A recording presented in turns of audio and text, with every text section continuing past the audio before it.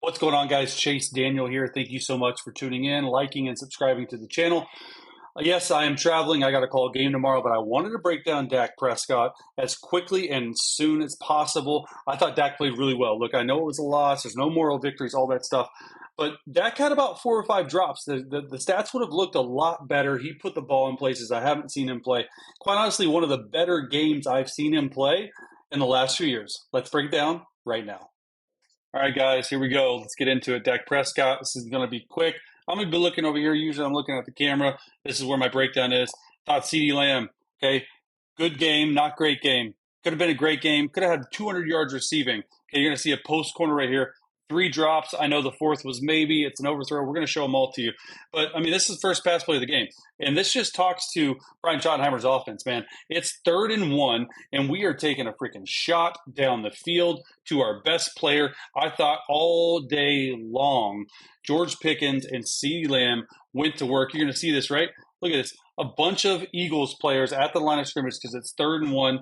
Dak with his head down the middle of the field. You're going to see this post corner on number 8 right here. And CeeDee Lamb just shows why he's the best receiver in the game. I mean, he gets this guy turned around. It's not even as open as in college, right? And look, just enough in the pocket by the left tackle and tight end to be able to have that. And just a huge play on 3rd and 1. Look, Dallas scored on every single one of their first 4 drives. And then they had a fumble, unfortunate fumble, but this was just, I mean, you can't ask for a better start to the game, right? 2 tight ends.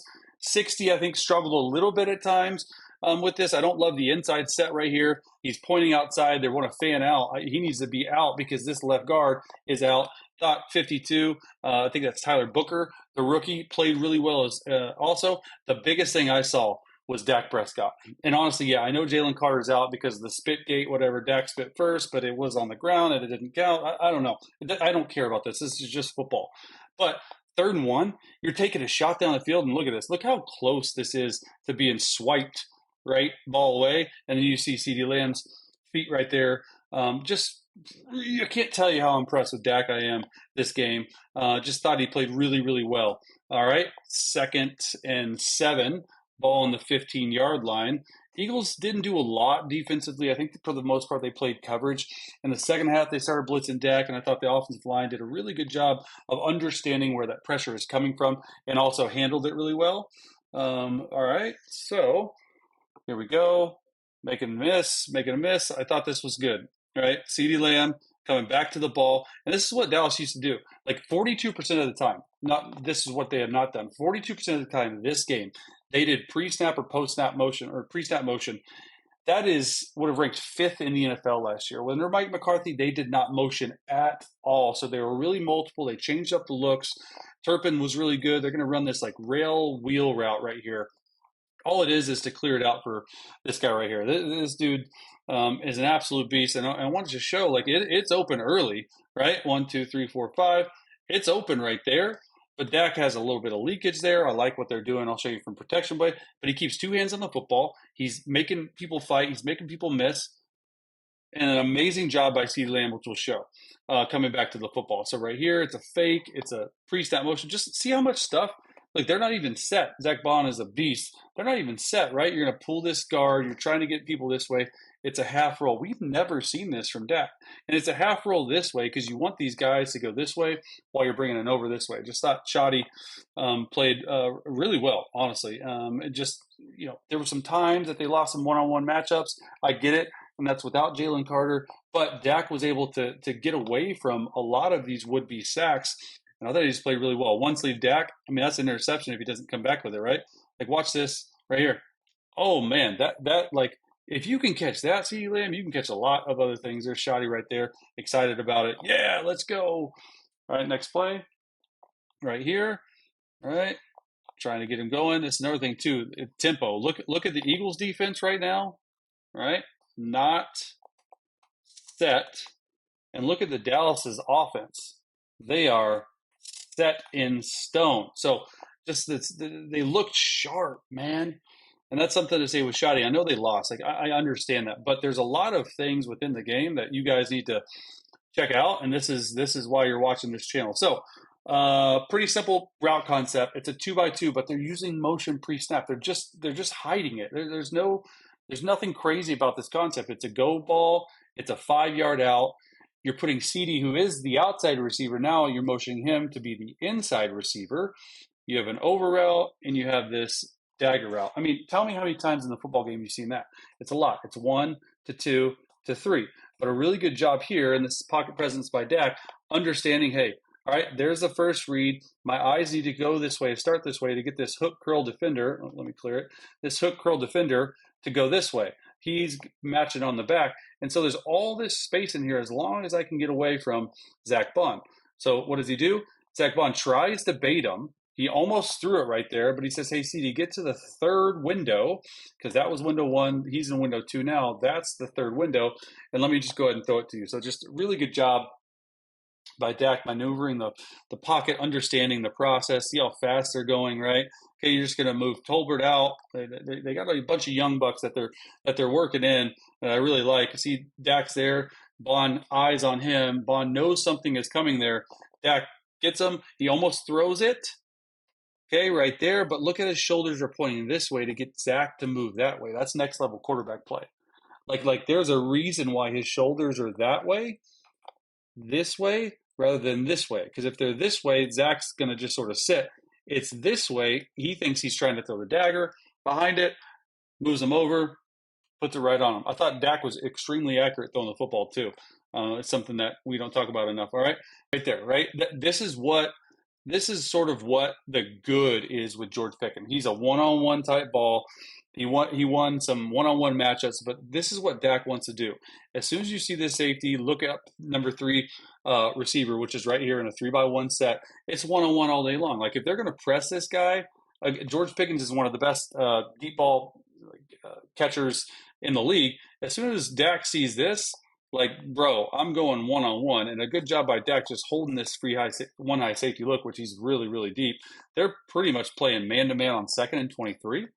Like what I love Vic Fangio, but not sure if that's the call there. I understand why they're doing it because they're in field goal range. But as soon as you get one-on-one, like this is a really well thrown football. In fact, should have been caught. So we'll see it from right here. Watch Dak's mechanics though, right in the pocket. You're motioning over. Watch his eyes right down the middle of the field. He knows where he's going the whole time. His eyes are just right there to make sure the robber, who is the safety right here, you can't even really see his feet right there, to make sure he doesn't get in there. And then he just hitches it, throws the ball. He's done a beautiful job playing on rhythm, in time and rhythm. And then, oh man, that'd been sweet. Like I feel like Dak, I think he only had 188 passing yards, but I feel like Dak could have easily had over 300 yards passing. That's not a drop. That's a PI. That counts. All right, here we go. Philly decided to switch up their front. They wanted more of a 5 across look and base defense. I think they're in 2 tight end right here. So let's see what they're going to end up doing. And this is what I love. Look, it's not completed, but this is the calling card of a Vic Fangio defense. You have 2 high safeties, and you get off the hashes, and you keep everything in front of you. So the middle of the field right here, the middle of the field is the open spot of the field. You have to be extremely accurate with the football to be able to throw it there. He says, hey, you know what? It's 1st and 10. It's like a sluggo seam. So sluggo means slant and go and a seam. And I love the fact that he took the shot down the field. Brian Schottenheimer, trust him. Hey, if it's too high, we're taking that look. He might not have hit it right there, but the aggressiveness in the pocket is excellent. This is just a really good. It literally hits his head. Like it's just like a centimeter away. And there was a couple balls that went right up in the air. It was just a centimeter away. Show it later where, people say, oh, hospital ball, but I ended up liking it. All right, here we go. And so this is a big play in the game. So this is a run. First of all, I like the fact that you're like, Chase, you break down runs? Yeah, I do. I like the fact that he's going in motion behind. So just get the whole defense moving this way. And then you're going to run outside zone that way, and you're going to go. Here's what I want you to look. I know. I'm going to run it. Rough. All right, here we go. 3-by-1 formation.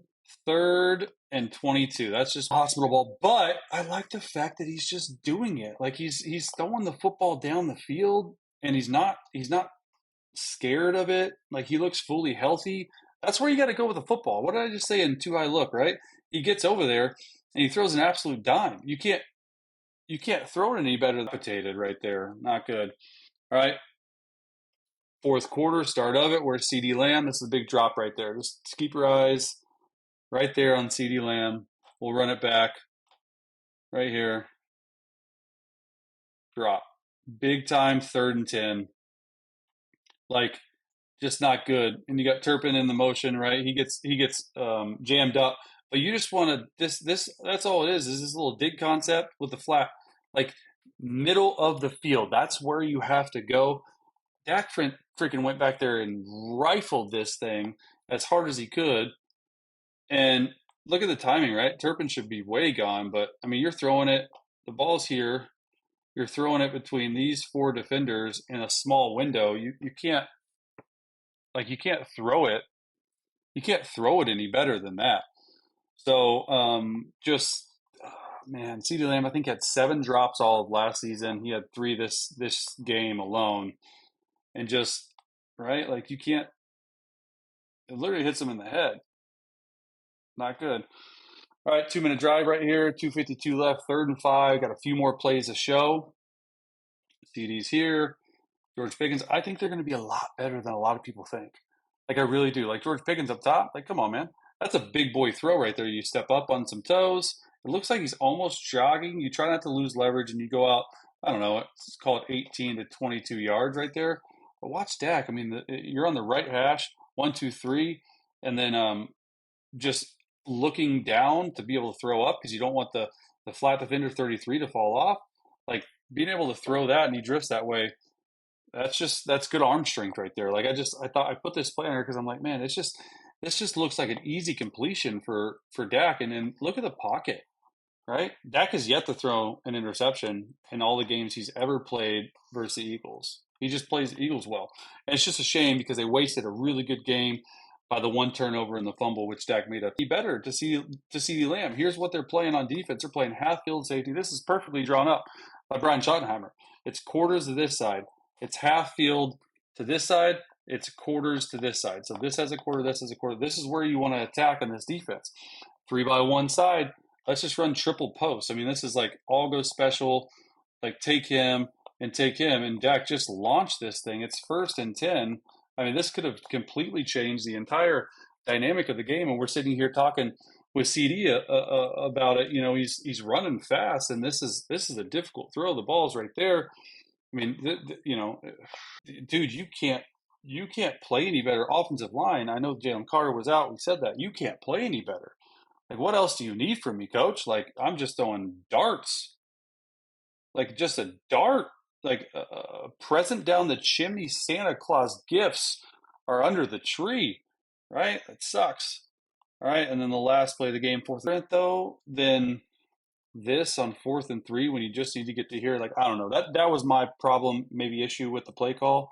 It's your 1 to 2 to 3. Look, I like that you're getting your one-on-one matchup, and I like that you're getting it versus Cooper DeJean, but there's no moral victories. I understand that. But I feel really good about how number 4 played. And with the hamstring injury, everything coming off of it, I just thought that for the most part, he played really, really good.